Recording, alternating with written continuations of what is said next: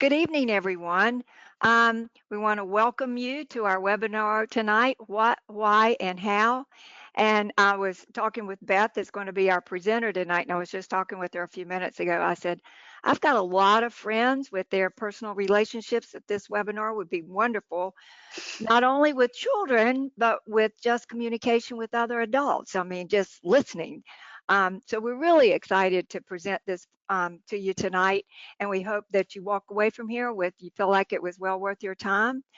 We have about an hour and a half, and just to let you know, before we get started, up in the right-hand corner of your screen, you should see a little white box that says questions. If you have a question during the webinar, you can type the question in there. I'm the only person that can see that question, so don't worry about spelling or whatever you put in there. If it's something I feel like will benefit the group, I may share the question and the answer. If it's just something you need pertaining to, whatever, then I'll just send it back to you and we can communicate that way as Beth keeps going.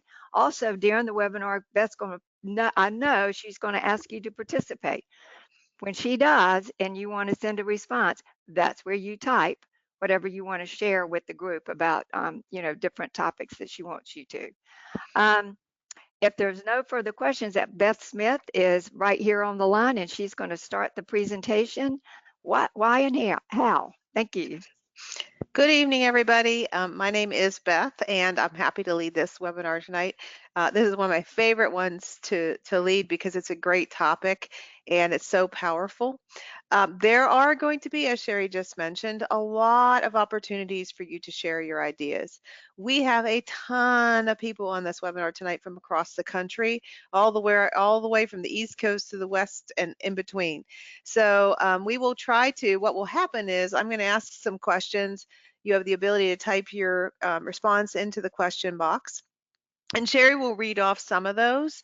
We probably won't get to all of them. So if we don't get to yours, I apologize in advance, but we do want to keep this moving because we know it's in the evening and we know you're tired.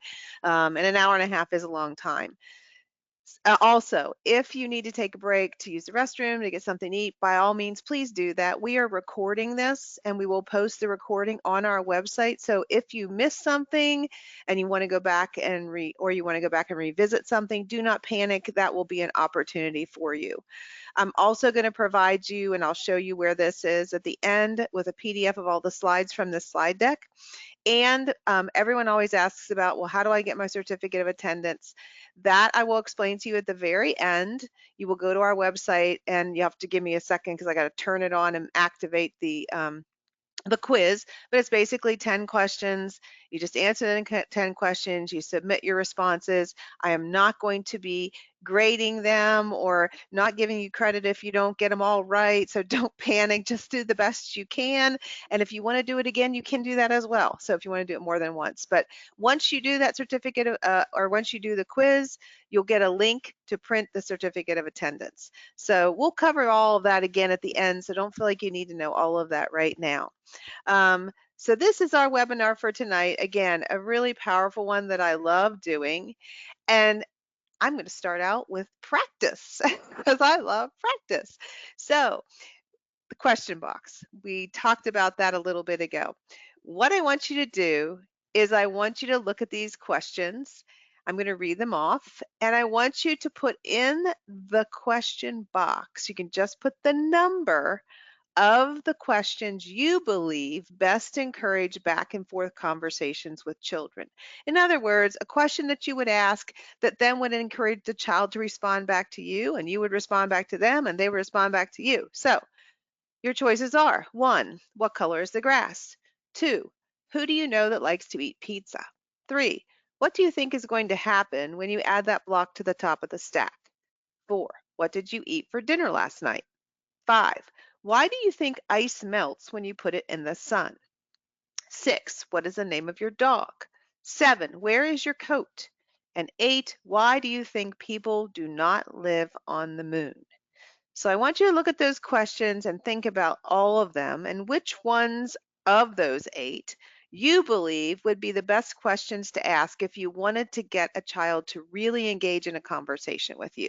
And you can just put the numbers in the question box. So whatever number you pick or numbers you pick, put them in the question box. And Sherry's going to read off a couple of the responses for us.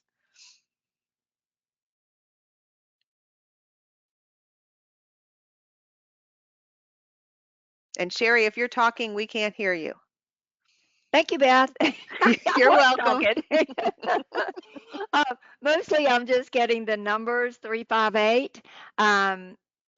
Yeah. So no really comments, just the Yep, numbers we're putting that's one, but all we they're need is right on target. They're getting the okay. right responses. All right, so 3, 5, and 8.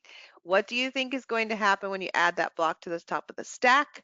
Why do you think ice melts when you put it in the sun? And why do you think people do not live on the moon? You guys did a great job. You're already on the right track. Those 3 questions are questions that would really encourage a child to engage in a conversation with you and to share their thinking. Is there a right or wrong? Not necessarily. Why do you think people do not live on the moon? You're asking their opinion. You're not getting into the facts about why people don't live on the moon. Obviously, a 4-year-old probably doesn't understand that. I'm not so sure I do. But this is the whole point of open-ended questions. Open-ended questions are ones that there may or may not be any type of right answer. There might be something, that's kind of a little bit on the right track, but most of the time it's what the child thinks. So we're going to get into more depth about that. Open-ended questions have many acceptable answers. Some have no known answer. They emphasize the thinking process and not the answer. So in other words, when you're asking the question about what do you think is going to happen when you add that block to the stack, you're encouraging a child to think and not focus on an answer instead of what color is the block you're holding. What color the block you're holding is going to be a specific answer, and it's going to be a correct answer or not a correct answer. Whereas the question about putting the block on the stack, it's really about their process of thinking and what they think is going to happen. They're making a prediction. They require higher cognitive skills, such as reasoning and judgment. So these are the kind of questions when you ask those questions, the how, what, and why questions, these are all the areas within the thinking process that you are going to be encouraging. And as we know as educators and parents, thinking and developing thinking skills is super important across the board. And children at a young age can be encouraged to share their ideas, to make predictions, to talk about what they think is going to happen. And all of that helps them to build not only their language skills, but also their critical thinking skills. There's something called Bloom's taxonomy. It's been around for a very, very, very, very long time. And this is a really great, I call it a graphic, to kind of keep in mind when you're asking questions of children. So at the bottom of the stack where it's very big, you see something called remembering. That's recalling information. You read a book. What happened when Goldilocks went into the bear's house and sat on the little chair? They remember, they recall, and there's a right answer to that. Understanding is explaining ideas and concepts. So they're able to explain a little bit about why the chair broke. Well, she was probably bigger than the chair. The chair wasn't strong enough to hold Goldilocks, and down she went. Applying is using this information in a new way. So they could predict what might happen if Goldilocks sits in let's say, on a swing set, and the swing is a baby swing and she's not a baby. What do you think is going to happen? You go further up the pyramid right here to analyzing, which involves things like comparing and contrasting and experimenting. And then you go even further where you're supporting your decision. Well, why did you decide to put the triangle block on top of the stack instead of the rectangle block? Back to that picture of the child stacking blocks. And then creating is at the very top. That's where you're constructing new ideas. And as you see on the arrow on the right, it gets more challenging the higher up the pyramid you go. But yet, the higher up the pyramid you go, by asking open-ended questions, You're challenging children to do more of the applying, the analyzing, the evaluating, and the creating. Does it mean that remembering and understanding are not important? Absolutely not. Hence why the bottom of the pyramid is so big. There's a lot of things that children remember, they learn the colors, shapes, numbers, alphabet, all of those things they remember. They're all skill sets and they're important. But what it means is when you get into critical thinking and you get into problem solving and all of those bigger concepts, you're further up this pyramid right here. So what it is important to remember is when you're planning activities and when you're asking children questions, you are going to do a lot of this down here, but it shouldn't be all you do. As the children get older, they're able to do more of these on the top of the pyramid. All right. So why are they so powerful? We talk about open-ended questions being extremely powerful, which is a good word. Well, again, just like we talked about, they help them think at a higher level, beyond the black and white, beyond the what color is the crayon, beyond the what shape is the pizza. They promote language skills and build vocabulary. We all know that the more children talk and the more they engage in the next part, child and teacher interactions, the better their vocabulary will be, the stronger their vocabulary will be, and the stronger their language skills will be. And at the same time, listening. Because when you're having a conversation, what do? One person talks and the other person listens. One person talks and the other person listens. So it also helps to build listening skills. It invites children to share opinions and ideas. It helps children talk about how they feel. How did it feel? I mean, how do you feel when you put that block on the stack and then your stack fell down? And it assists you as you evaluate what they know, what they want to learn, and so much more. It also helps you scaffold.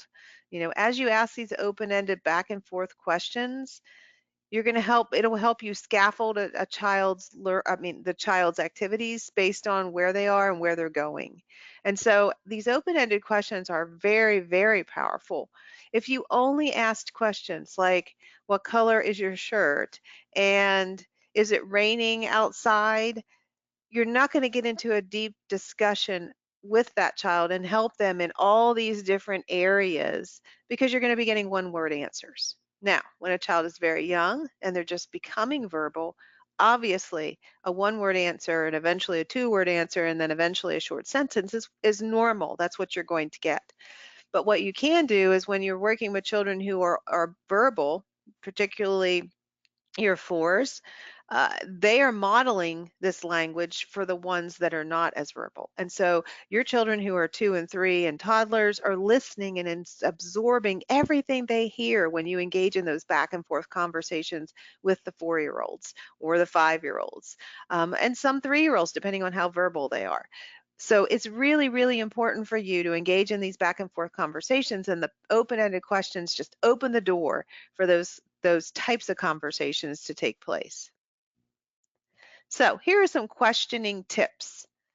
Incorporate your questions into your daily activities. So as you do more of this, as you become better at asking open-ended questions and formulating open-ended questions, make it a part of every part of the day. It doesn't have to be just during, say, your group time or your small center time. It can be during outside play time. It can be during meal time. It can be during even brushing your teeth time or washing your hands time. There are so many opportunities for open-ended questions during your day. And as you become used to asking them, you'll see how powerful they are as you engage with the children in back and forth conversations throughout the entire day.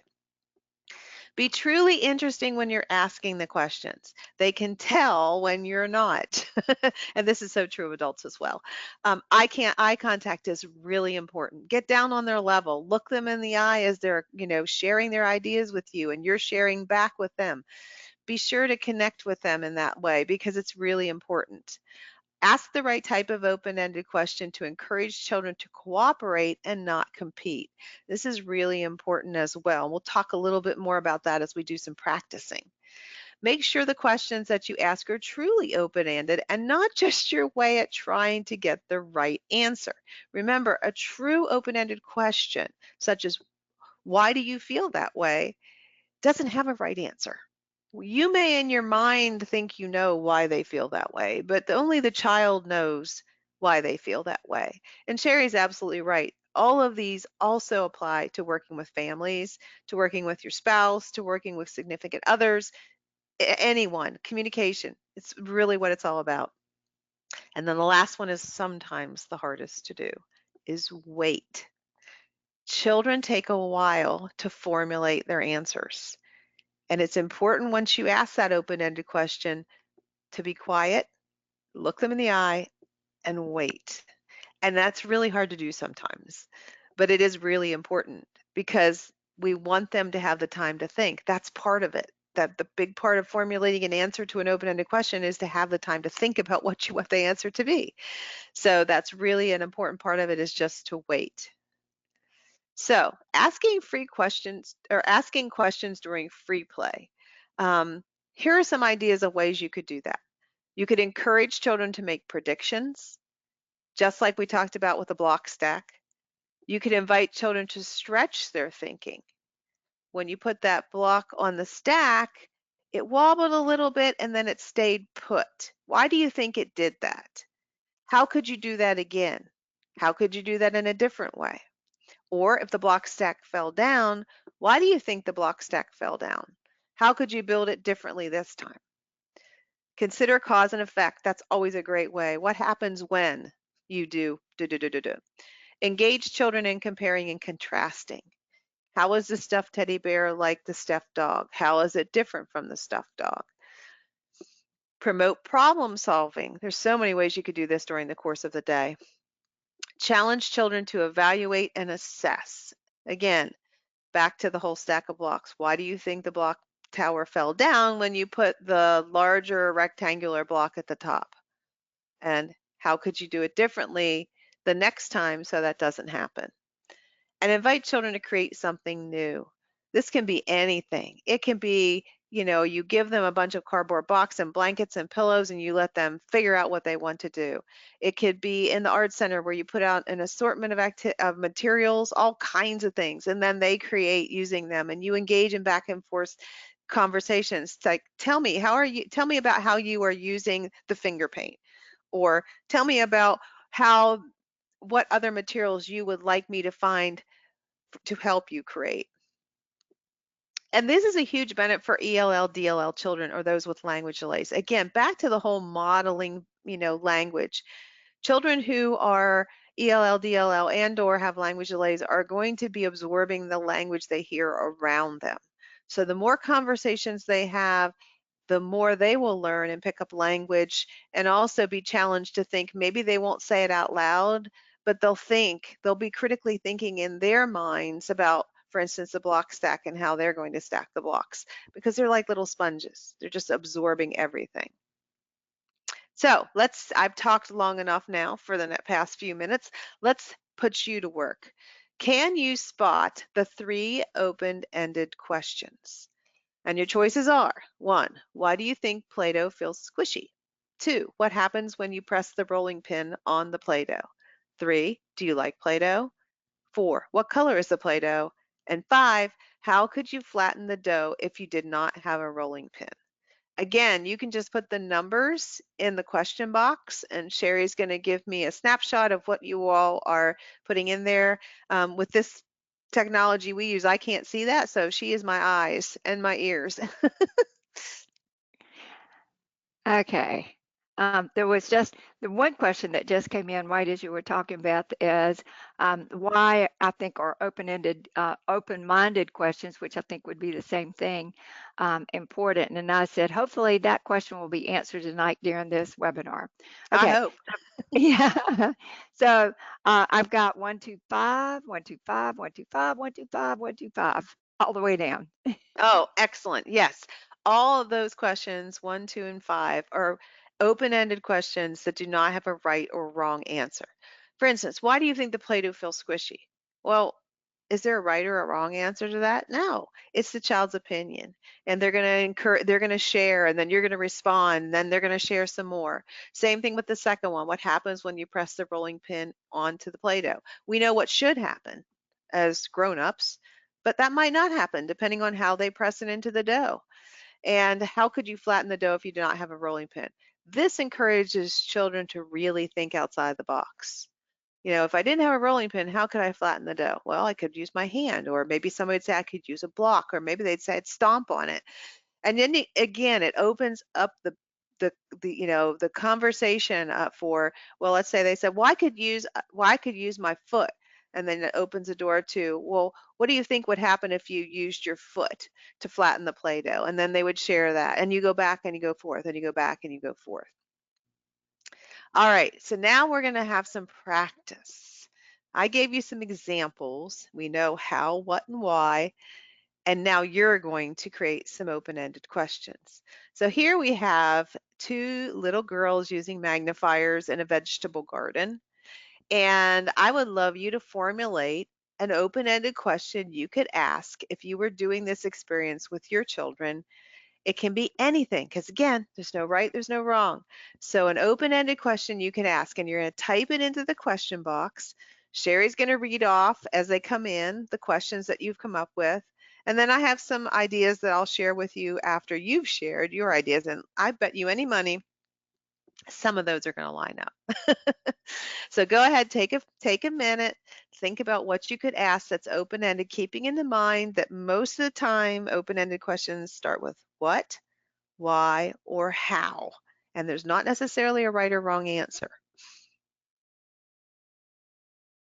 Sorry, got to unmute myself. There I go talking. All right, so what do you see? Because obviously she could be looking at one thing you think she's looking at, but it's not. So get her to talk. What do you think? Why do you think some plants are green? That's a great question. Yeah. What do you think the garden needs to grow? Good question. Yep. Um, Again, opening the door to conversation. what do you think we will see? I guess using the magnifying glass. How do you think the plants feel? Ah, I Tell like me that. about, yeah, tell me about what you see and what else you think might be in there. Oh, Yeah. What good things are question. you seeing in the garden?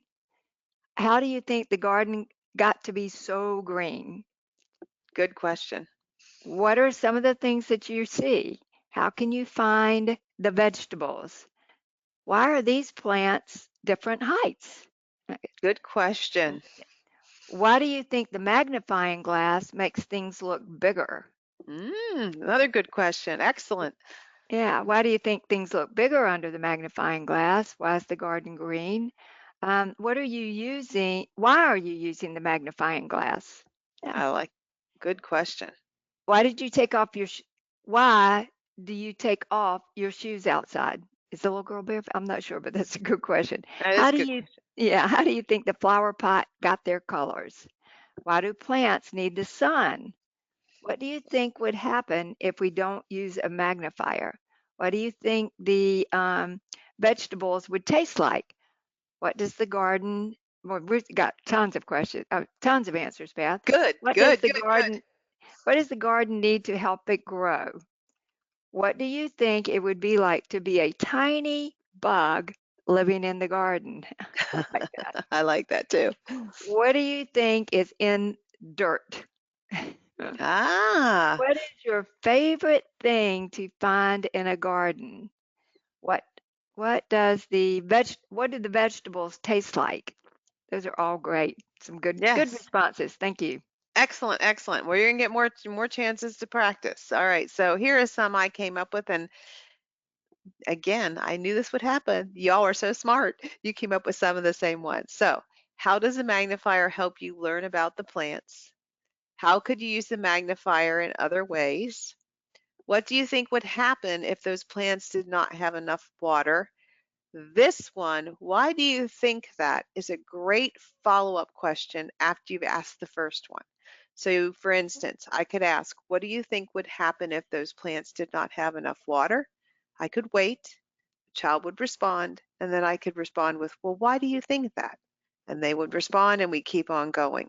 So why do you think that's a great question? You can use a lot. What vegetables would you grow if you had a garden? And then follow it up because that's going to be what vegetables would you grow if you had a garden is going to be pretty specific. I'm going to grow carrots. You might get a couple things. Carrots, I'm going to grow peas, or maybe you'll just get one. You want more than that. Follow it up with why did you choose those vegetables? And then that opens the door for them to share more. So if you ask a simple question like what vegetables do you see in the garden, follow up with another question such as, well, what do you think would happen if those plants did not have enough water? How do you think fresh vegetables get from the fields to the grocery store? Now, that last question, if you remember that pyramid where we had the harder at the more complex thinking at the top, this is asking them to apply or to analyze or to make predictions. And if they answer and say, well, I don't know, maybe they get there by a truck, you can follow that up with, well, how could we find out the answer? So again, an open-ended question is going to open the door. It's going to start the conversation, but you want to keep asking open-ended questions to keep that conversation going. Does that mean you're not going to ask any specific questions within the 1 or 2 word answers along the way? Absolutely not. But what it means is if you want to keep that conversation going, you want to ask them something that is more than just a 1 or 2 word answer. So hopefully that makes sense. All right, we're going to do it again. Now we have children blowing bubbles, and I'm sure all of you have done this before with your children.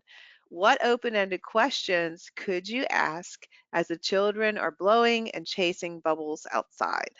And we'll give you a few minutes to think of what you would say. And again, type it in. You guys did a great job on the first one. We're going to keep practicing because that's how we learn and how it becomes more of a habit to ask these questions is to just practice doing it. Oh, got one a good one. Why do you think they float, the bubbles? Yes, that is a good one. What do you think makes the bubbles float? So same thing. I can only see the first little bit, and by the time I read it, it might be similar to the one before, so bear with me. How do you think the bubbles are made? Why are bubbles round? How do the bubbles float? What do you think would happen if a bubble touches your nose? Why do we think blowing creates the bubbles? That's a great Why are, question. yeah, why are the bubbles floating? Again, what is making the bubbles go up into the air? Why do they pop? That's a good one. Why do the Mm-hmm. bubbles have a circular shape? How can you make the bubbles bigger or smaller? Excellent. Why are there bigger and smaller bubbles? How can we make the bubbles bigger or smaller? What do you think will happen if you blow really, really hard? What makes the bubbles pop? Why do you think they have colors in the sun? Why do you think they Ah, have colors in the sun? that's a great question. Yeah. Um, what did you make? But I'm assuming with blowing the bubbles. How do the bubbles float up into the air? Why are bubbles different sizes? What happens when the bubbles pop? Um, where do you think the bubbles are going? What do you think will happen if I blow the bubbles toward the breeze? And how can we change the shape of bubbles? What would happen if we add food coloring to the bubble solution? Ah, How those are can we make yeah, how can we make the bubbles go higher? Those are all really good. Oh my goodness gracious, you guys are doing a great job. So many good open-ended questions that I could see really getting a conversation going with the children. And again, now that we have technology that we have, if it's an answer you don't know, like for instance, why do you think bubbles have colors all over them? And you don't know the answer to that, guess what? Google does. So there's a way for that's when you challenge the children to see how you can use technology as a source of information because you can ask the children their opinion and then you can say, well, let's find out. And you can go and you can actually research and find the answer to that. So it shows them how technology can help find the answer to some of these questions that basically just got the conversation going and really got them thinking. And now they're curious and they want to know the answer. So excellent, excellent job. All right, here's some questions I came up with. How do the bubbles feel when you pop them? What happens when you touch the bubbles? I think quite a few of you had that one. Why do you think bubbles pop when they hit something? I think that was mentioned as well. What would happen if you could blow a bubble as big as your whole body? What other items could you use to blow bubbles? And what do you think it would be like to float through the air inside a bubble? That one you're going to get all kinds of amazing things, and then they could even act it out. They could make props. They could if they're beginning writers, or just even if they like to draw, they could draw pictures and dictate what they think would happen if they were floating through the air in a bubble. So one simple question can open the door to all kinds of activities and experiences. Again, that whole scaffolding, and taking things deeper. So excellent. All right, here we go again. Now we have a little guy with a magnifying glass, but this time he's looking at some flowers. So, what questions could you ask of this little guy who is obviously out exploring a bush or a shrub in the backyard play space? I love his face. I know, me too. It's like you just want to know what he's thinking. One question. What do you see? How do you think flowers get their color? That's a great question. What are you looking at? What do you think the flowers smell like? That's a good one because not all flowers have a fragrance, or to me, some of them don't. Some of them are stronger than others. So, what happens Exactly. if you move the magnifier closer or further away? That's a great question. What can you see with the magnifier that you could not see without the magnifier? What are you thinking? That was my question when I looked at his face. What are you thinking? What makes the flowers have so many colors? What fragrance do you smell, and why do you think it smells like that? How do flowers grow? Why are you squinting? That's the cutest face. How I do you like think? I know. How do you think the? Why do you think the flower is pink? What do you think flowers smell like? What do you see with the magnifier? Why is the flower that color? What texture and colors do you see, and how do they feel?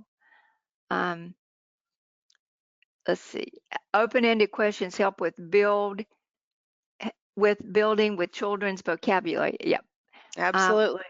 what textures and colors do you see, and how do they feel?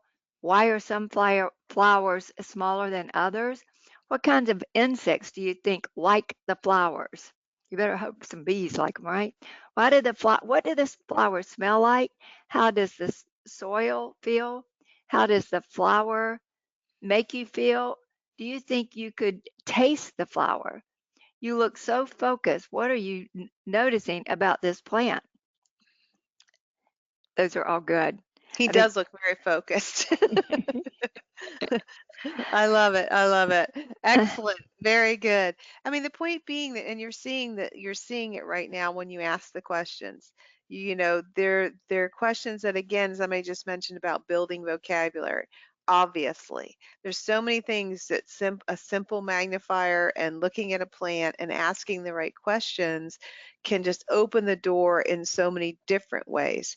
I mean, he's looking at this plant, and then you engage them in conversations about that one and say, well, what other plants could we look at, and then you go over to another plant. How is this plant the same as the one you just looked at over there? How is it different from the one you looked at over there? And it just, again, if you think about the pyramid, it's taking them up higher on that pyramid and really getting them to think and to engage in conversations, which, as someone mentioned, is a great way to build vocabulary about a lot of things. I mean, some children may be curious enough to want to know the name of the plant. And so if you don't know it, you might have to go look it up, again, using technology and resources to help you do that. But they then begin to see how, if I don't know something, that's okay. But there are ways to find answers to questions I have. So excellent. All right. Now we have this little girl. She is very busy brushing her teeth. And she looks happy about it. So what open-ended questions could you ask during this routine time of toothbrushing? What kind of things could you ask this little girl?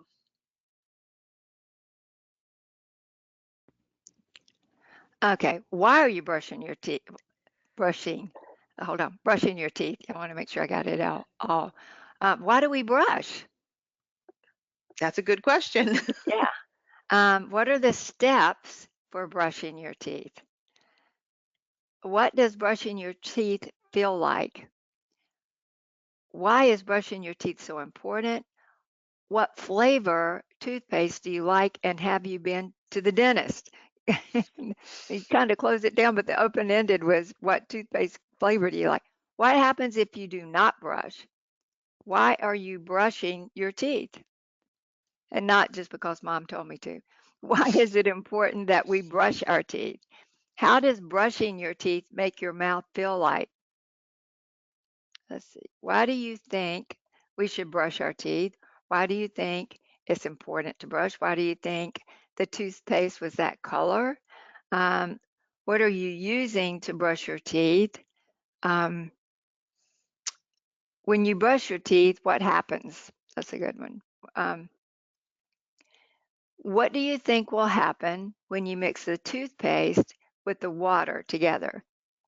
It's a great question. Predicting. Yeah. What do you know about teeth? Why did you choose a pink toothbrush? What motions do you make to brush your teeth? What does the let's see. What does your teeth feel like when you brush them or after you brush them? What does the toothpaste taste like? Um, why do you think we use a small brush? That's a good question. Yeah, Yeah. excellent. Do you know how the toothpaste works? What else can we use a toothbrush for, especially after it's worn out? How do we brush? Why do we brush a few times a day? Um, how does the toothpaste feel on your teeth? Those are all good open-ended questions. Yes, excellent. All right, so now we're going to practice. All right, so you've asked an open-ended question, or let's say you ask a question that, again, it's important to ask those questions that are not necessarily open-ended. So someone said something about, what are the steps you take when you brush your teeth? That's pretty much you're going to get an answer. I need to put the toothpaste on the toothbrush. I need to put it in my mouth. I need to brush my teeth. There is actually an answer to that question. What is an open-ended question you could ask in relation to the steps that you need to brush your teeth that starts with why or how or even what, but in relation to the steps required to brush your teeth? So they've answered you. They said, well, I have to do this and I have to do that and I have to do that. What could you ask as a follow-up to that that's an open-ended question relating to the steps that you need to take to brush your teeth? You have to think a little bit about this one.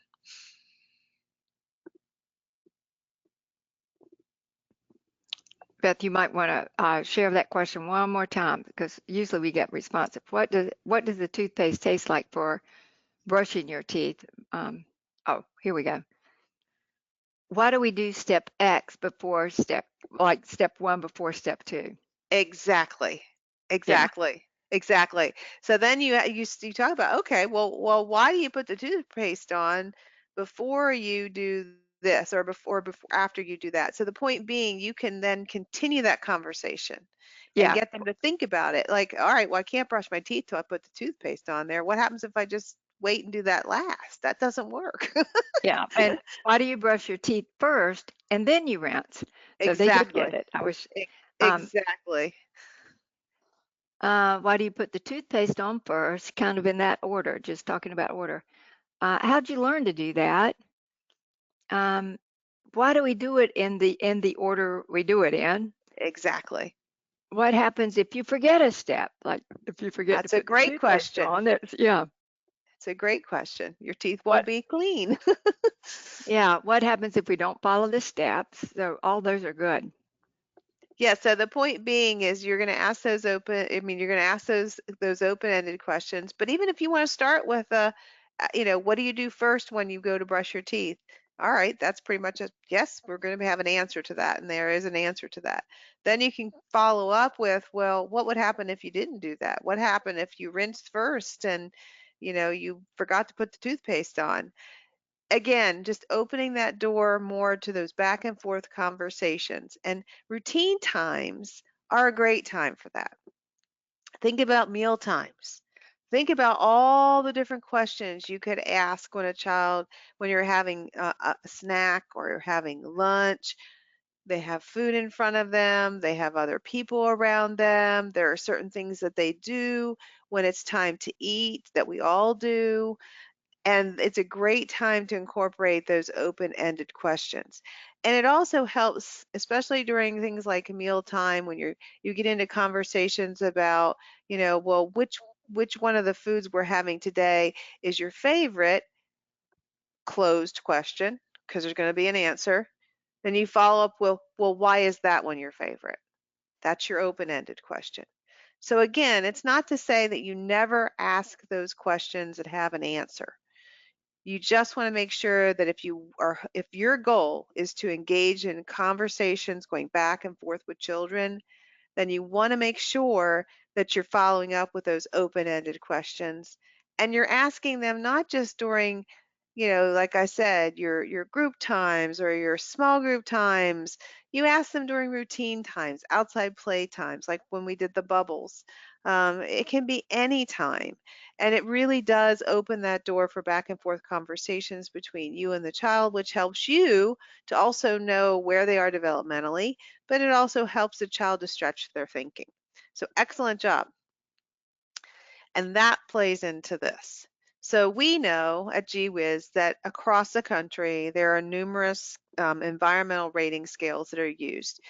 In some states, it's class. In some states, it's the Vickers, I think it's 3 or R. They keep changing it. I can't keep up. But anyway, whatever it is, one of the areas within any of those environmental rating scales is adult and child interactions.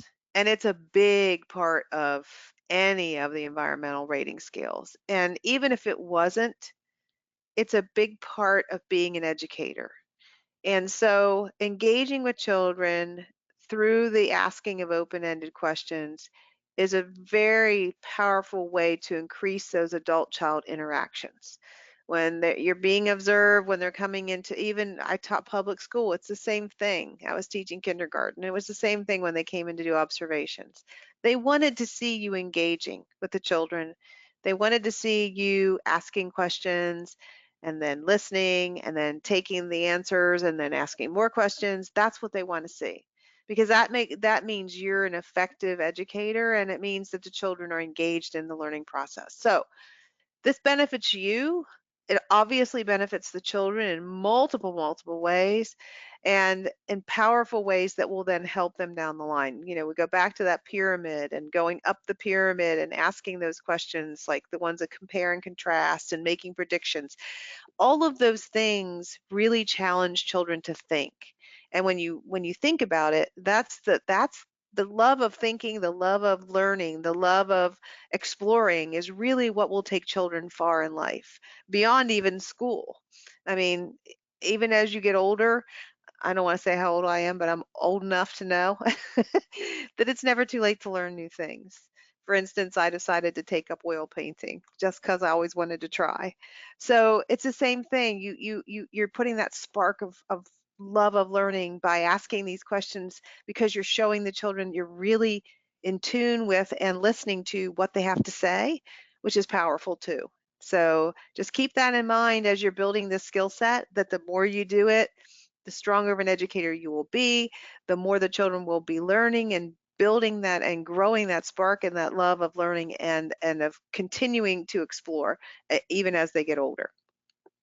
So what I would encourage you to do is, as you're writing your lesson plans, I would think a little bit about what questions you could ask as you're doing your experiences during the day.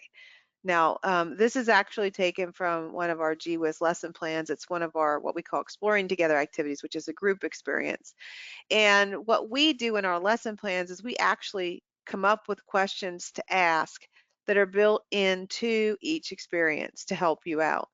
But you can do the same thing. So if you're doing your lesson plans and you're doing a unit on whatever and you have an activity planned, think a little bit, at least at the beginning, about one or two questions you could ask that are open-ended.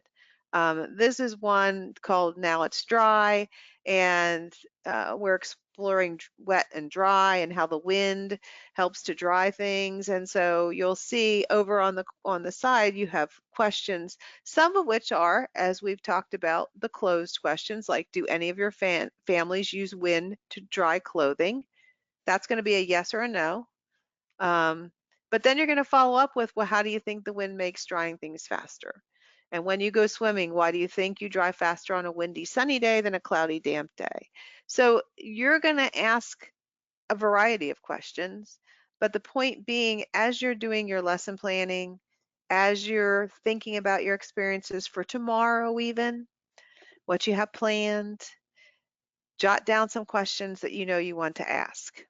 And it will help you, even if you have just one that you know you're going to ask, it'll help you get in the habit of asking those questions.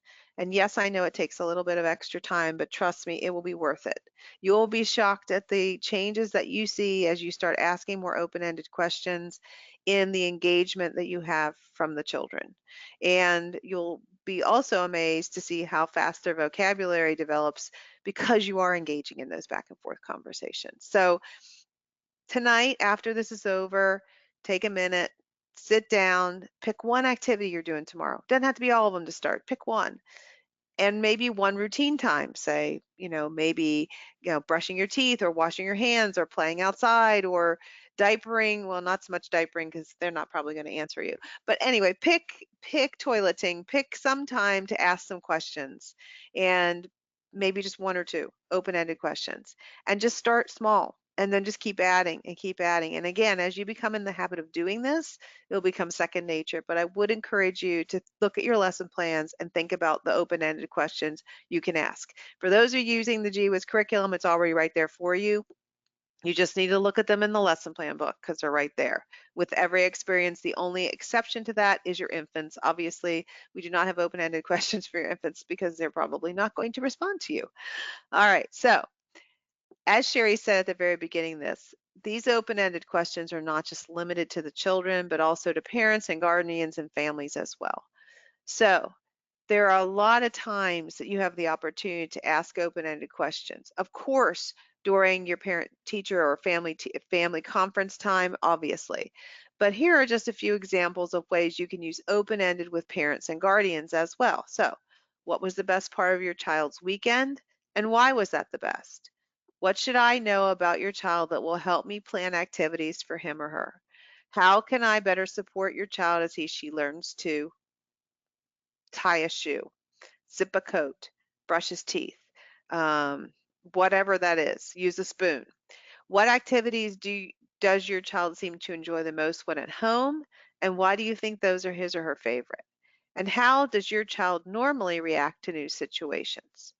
These are a few I thought of, but this is such an important area for open-ended questions for families that I'd like to challenge you to share an open-ended question you could ask of your families.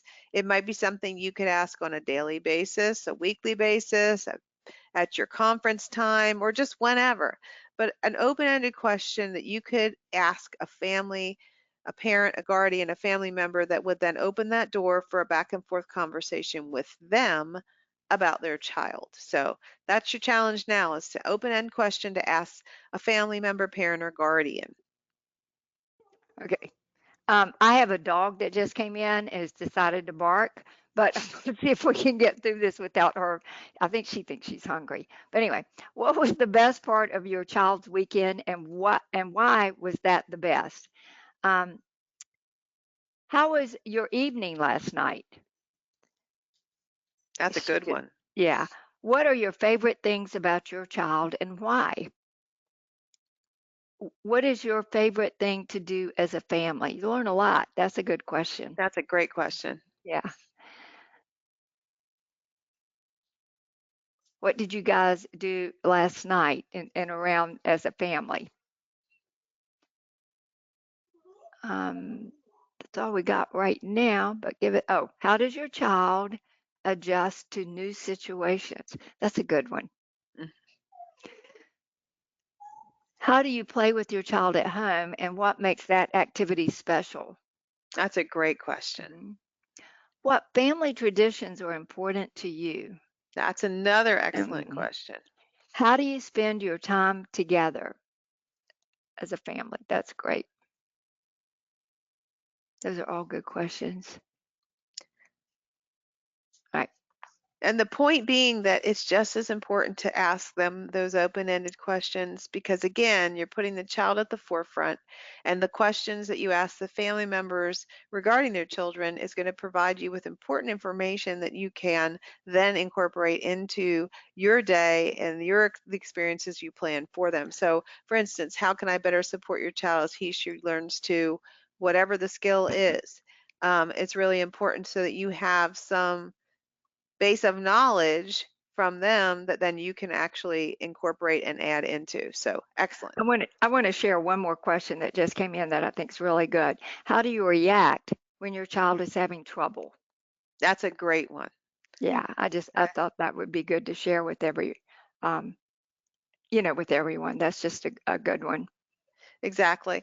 And the same benefit plays into your asking the open-ended question of the families versus the child is you're gaining information, and information is power, which makes these questions so powerful is because you're adding to your repertoire about what you know about the child when you ask them a question, but you're also adding to that same repertoire when you ask the families a question like that, an open-ended question. So excellent. Now I'm going to pause here because I've gone through a lot of slides and you guys have done an excellent, excellent job of practicing your open-ended questions.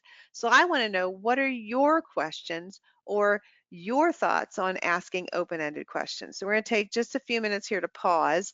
Now would be a good time if anybody needs to use the restroom or needs to go do something real quick while you have a chance to type it in, because I'm going to give you a little bit of time here to type in what questions you have so that we can have a conversation beyond what I just showed you in the slide deck.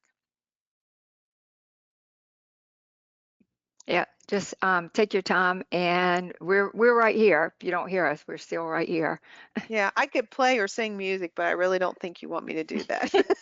That's why we had to postpone the last one because Beth was so sick she couldn't talk. I could talk. Yes, exactly.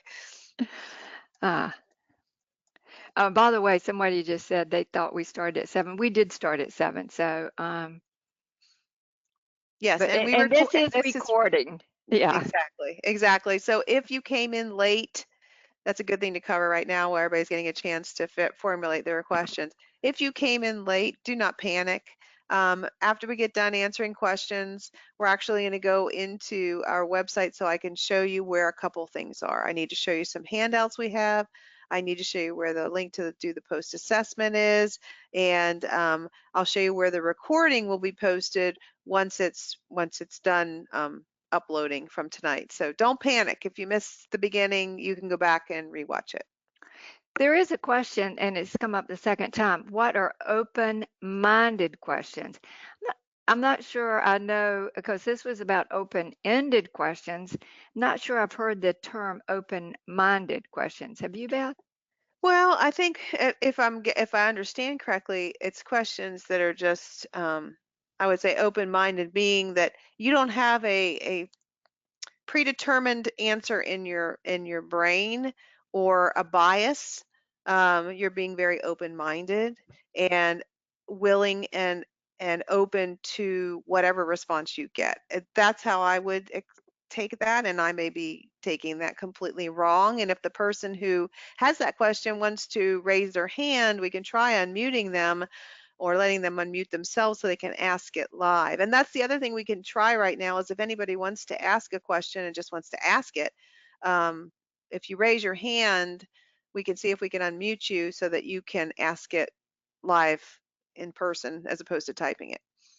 Yeah. Let's see if we've got any hands raised because I'm not sure I understand. I know open-minded, and as we talk about things in our world, that people having an open mind to listen to other views.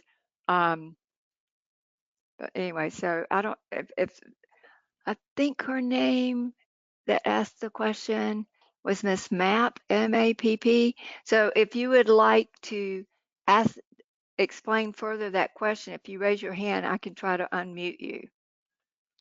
Let's see if we have any other question, any other hand raised. If you raise your hand, which again, I'm sorry, is up in that top right-hand box, you see a little hand with a green arrow. If you click on that, I'll see it and I can try to unmute you. She is, raise her hand. So I'm going to unmute Miss Mapp. I think I'm going to unmute. Bear with me. Sometimes this works and All right. sometimes it doesn't. I know. I didn't get the green light, which I should get the green light. So, all right, hold on. Give me one more second to try it one more time. She is coming in through the web, and I'm wondering that's why I cannot unmute Miss Mapp, because I'm not able to do that. Sometimes the phone works better. Yeah, it's not letting me unmute you, and I'm thinking I can see that you're using the web instead of a phone to listen. So that could be the reason, but I don't see any more hand raised, and I am so sorry that we can't. I'm gonna try one other thing. Can you try, Miss Mapp, can you try to unmute yourself in the toolbar? Do you have a little microphone that you can click? It's below the red arrow. We might I have her. hear There she somebody. is. Now we can hear. I hear you. Hi, how are you guys? Good, how are you? I'm Good. good. So the question I was trying to ask about upper minor questions, I have a question. How can I ask children about their day at school? How can you ask your children about their day at school? Yes. I would probably try an open-ended question such as, what was your most favorite part of today at school? And then follow that up with, why was that your favorite part? So the That's open-ended question really, is actually the second one. The first one is, what do you like best? And the second part of that is, why was that your favorite? that sounds You like a probably, good idea. excuse I'm me? sorry. That sounds like a good idea because it's important for me to interact with the children and to Exactly. gain an understanding for engagement. Exactly. Exactly. You got it. Thank you. You're welcome. Thanks. Do we have anybody else that has anything that they would like to ask? We can try to unmute you since it worked. Yeah, that really works better than you probably typing that in. Let's see. We've got that one. All right, I'm going to scroll down to the questions and see what we've got typed in. Okay. Here we go. I work with 2-year-olds, so I'm looking to have a conversation, not just a one-word answer. Exactly. And you know what? That's the challenging part when you work with twos and often even some threes is that you're going to get very limited answers to things. But sometimes the actions are just as powerful. So let's go back to that block stacking we saw on the slide earlier.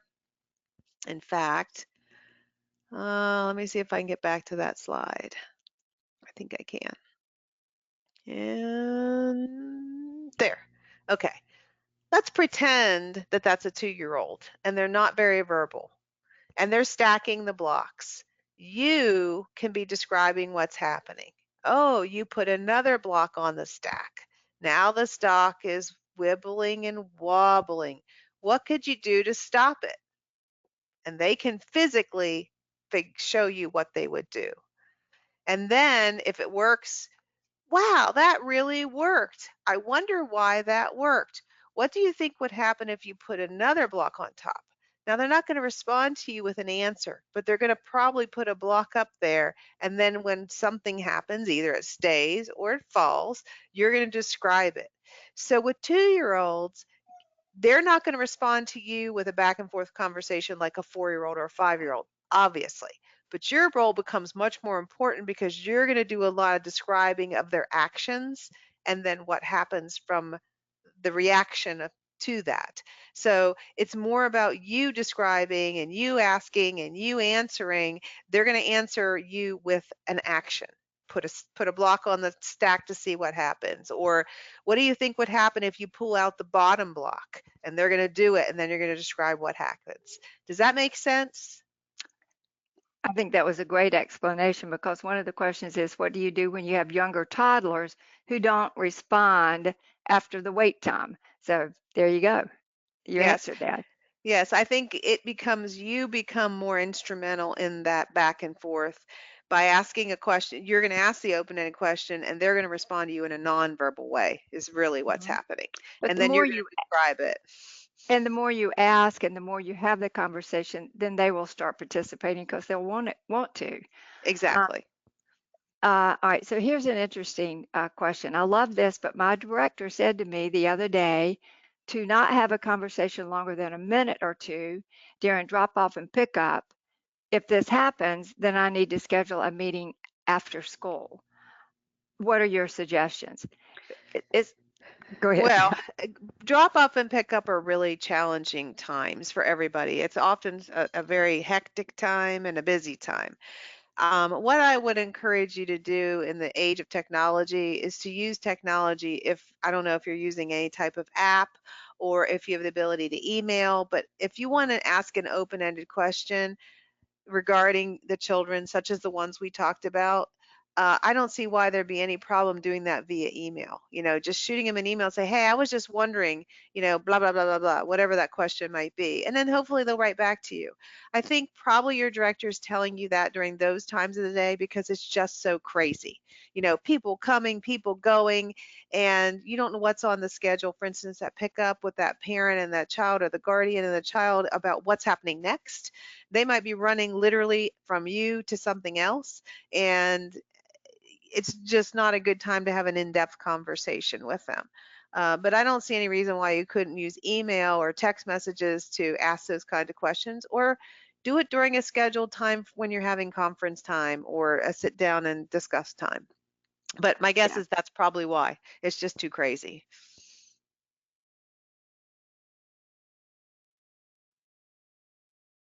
Any other questions? Oops, sorry, I muted myself.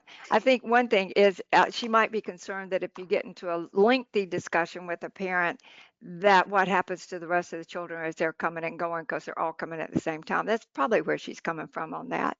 Yeah. All right. Okay. Yeah, this one, and I'm familiar with Brightwells. This person said that, thank you. We do have an app called Brightwells, which my grandson had that, and it was very easy. I could communicate because I picked him up a lot, and it was great to see that communication through the Brightwells without taking a whole lot of time when I would go pick him up or take him. Oh, here's a question. How can I have interaction with parents? And Beth, I think you just covered that. Yeah, I mean, in today's world, I mean, I don't know about all of you, but I rely on text messages and emails more than anything. I very Yeah, rarely anymore pick up the phone unless it's somebody like my kids that I need to absolutely talk to. And but they that's even, only answer to text messages. it's true. It's true because they're in their 20s.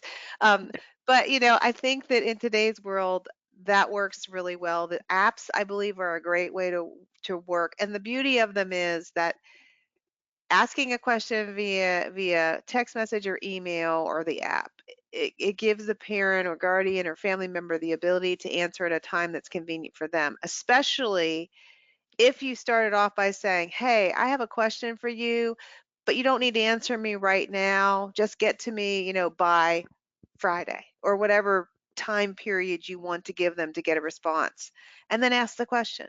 That kind of gets them off the hook to answer immediately, because we've all gotten into that very much of an instantaneous response. You text somebody, you expect them to respond immediately, and then when they don't, then you're like angry, and it's like there's no need for that.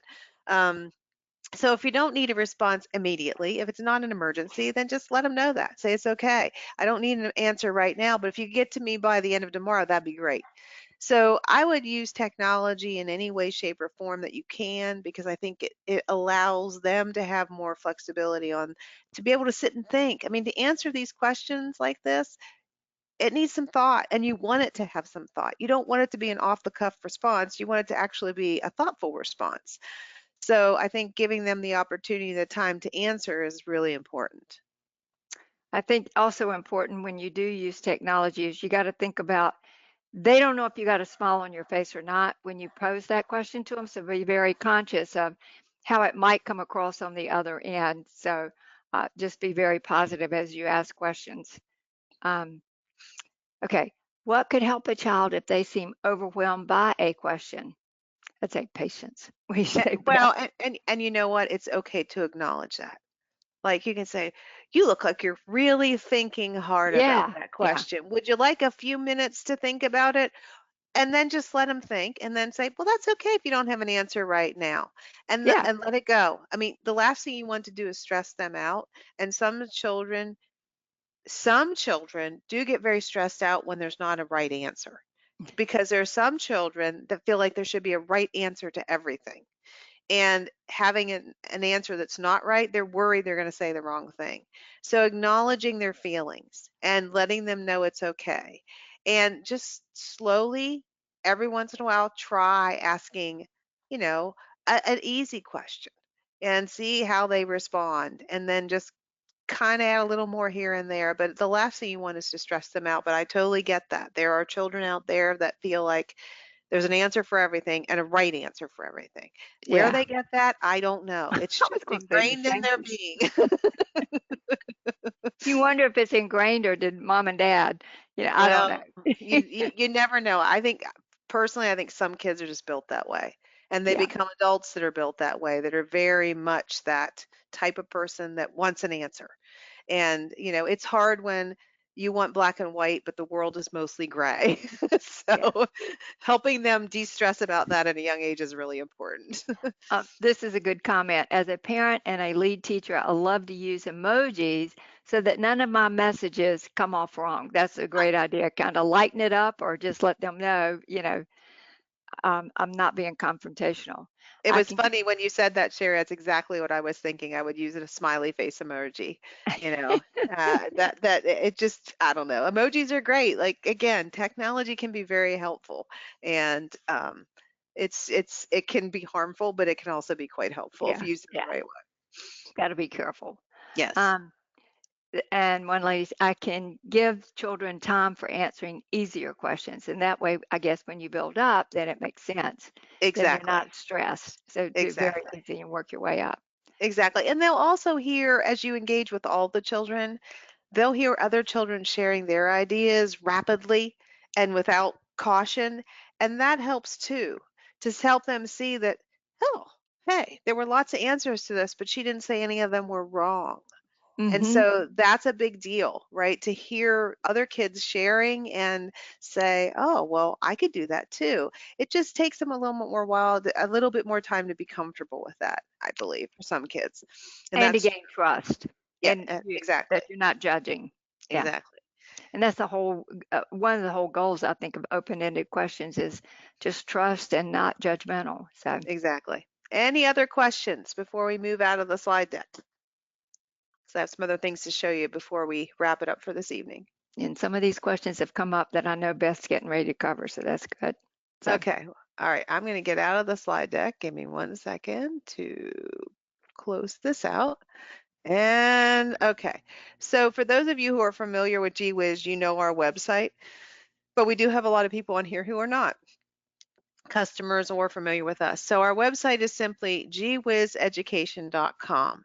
If you have a pencil and paper handy or your phone, which is what I do these days, I just take pictures of stuff because I can't seem to find a pencil and paper, but I always have my phone, so I can always take a picture. I just take pictures of everything. And then my husband's like, why do you have a picture of this? I'm like, well, because anyway. So our website is gwizeducation.com. So that's where you're going to go. And there's several things you're going to find here. So when you get to our website, you're going to go under the tab that says training and support webinar training, and you're just going to click that.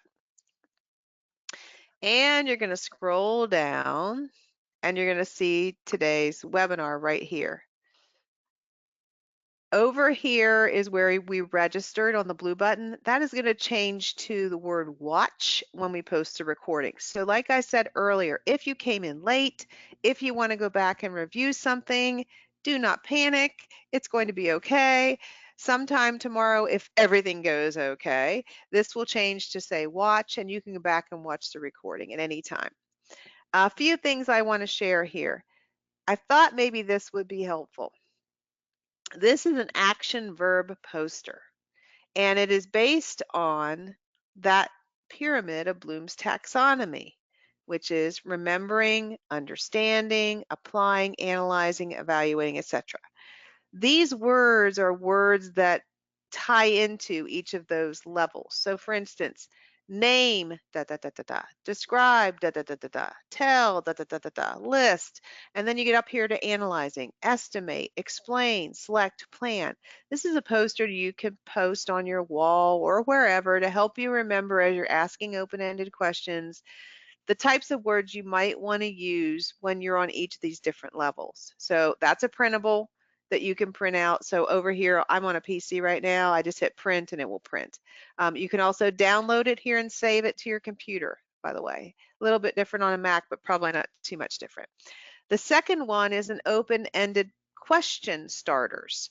So this again is something you can post to help you remember just a handful of ways that you can start asking starters for open-ended questions like, why do you think? How did you decide to? What makes you think? Why do you suppose? Again, something just to trigger you to help you with those open-ended questions. And then right here, we have the slide deck, which is for the PowerPoint presentation. Every slide I went through is right here in a PDF format. Again, you can choose to print it, you can just download it, whatever you want to do, that is your choice. And then finally, the green button.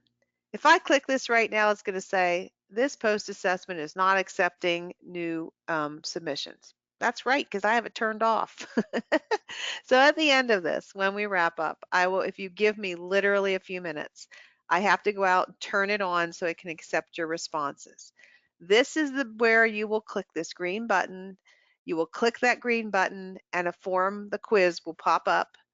You'll fill in the information, you'll answer the questions, and you'll hit submit.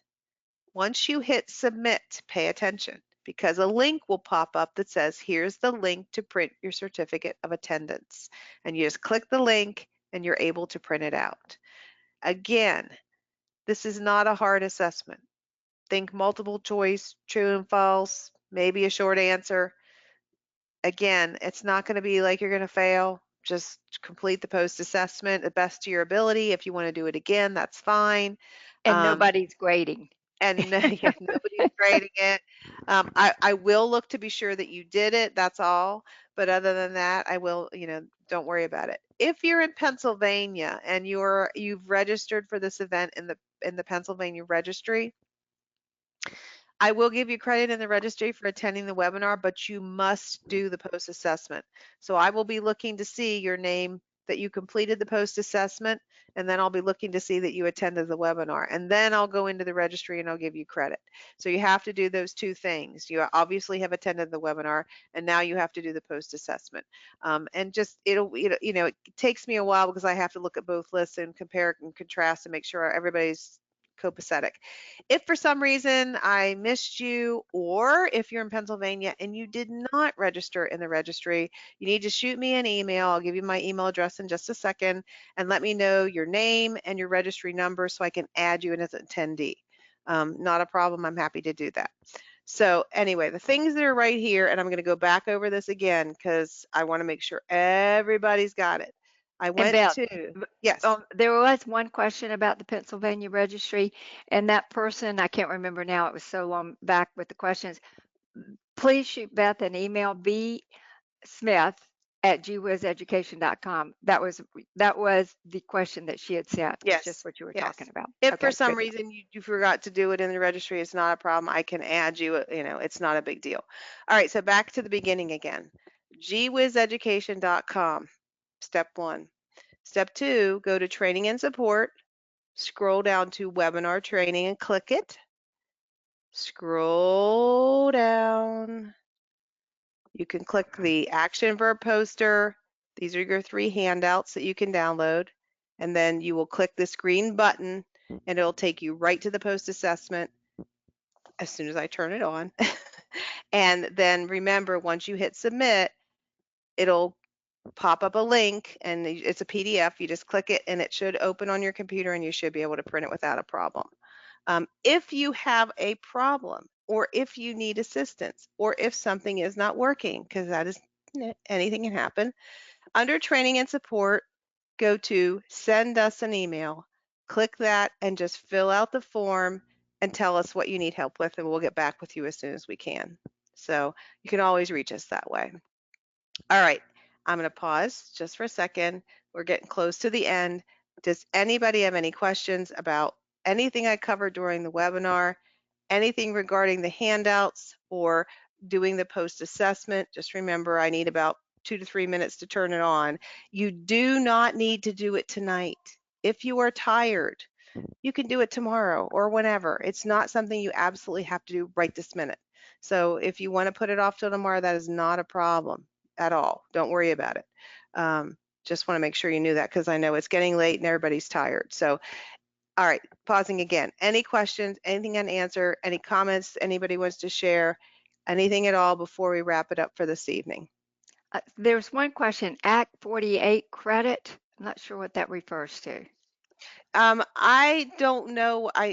I've heard about that. I don't know. All I know is that I have this in the Pennsylvania registry, the PD registry in Pennsylvania, for whatever those hours are that you gather in the PD registry. I don't think it's the same as Act 48, but I'm honestly not sure. I'm sorry, I don't really know.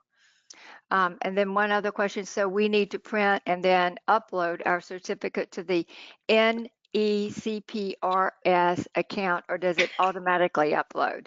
I don't That think it is a good automatically. one. Okay, that's Nebraska, Yeah, and it is in the NECPRS. I would print it out, and I don't know if you have to upload it to them or not, but I have to notify them about who's attended, and I don't remember if I give her all your names or if I just give her a total. I have to go back and look because that's something new they just started, but I don't know the answer to that either, but for sure, when you open it and when you click on the link to open the certificate of attendance, you can also, just like I did on let me go back and show you here. Just like on any PDF, it's going to open just like this, and you will have the opportunity to download it to your computer and print it. So you can do both. But yes, I'm not quite sure. I know I have something on my end I have to do. There's somebody I have to reach out to after the webinar is over, letting them know who attended. So, I would but always make a copy and download yeah, it. yeah, Okay. just so you have it. Yeah, and yes, if we got you right. Yep, all that's good. They're just saying thanks. Okay, the certificate will need to be uploaded in NECPRS. Okay, All there right. you go. Thank you. Thank you. Yes, and before we wrap up, if you have any comments you want to share regarding this webinar, if you just type them in the question box, Sherry's not going to read them off. But if you have anything you want to share about the webinar, that like, did you like it? Did you not like it? Or you have any additional topics that you would love us to do webinars on, if you'll just type that information in the question box, it comes through to us even, at this point before we end. And that Yep. way we'll have it for our future reference because we're always planning new webinars. So Yeah, and it does seem like that we have to upload if they did come with Nebraska yes, into their yeah, site. So anyway, yeah, because I'm getting that comment from a couple of people right now. good. Thank you. Okay. Yeah, and again, after we finish, it's bsmith@gwizeducation.com or S Mayberry, just SMAYBERRY at gwizeducation.com if you have any further questions. Yes, you can reach out to us, with any questions that you have or anything that we can help you with. But anyway, thank you guys so much for attending tonight. I know an hour and a half after a full day with children is a long time. So again, thank you so much. We had a lot of people from everywhere. So I want to thank you so much for coming. Yes, thank you very much. And like I said, give me literally just 2 to 3 minutes to go in and activate that the quiz, the post assessment, and I'll get it done. And then, like I said, you don't have to do it tonight, but if you want to, that's fine. And in Pennsylvania, just give me a little bit of time to get everything cross-checked, and then I'll give you credit. Thank the you so much. recording, well, real quick, the recording will take just a few minutes to kind of download and for it to be available, but the registration link you used, you can use that to go in and look at the recording once it finishes compiling. And you can share that with other people. That link, when you registered, if you think you want to share it with a coworker, just share the link and they can go in and look at the recording, review the recording. But Yep, anyway, I think we covered everything, right, I Beth? hope so. If not, send us an email or Yeah. go under training and support and send the message to us this way too. Yeah, send us an email.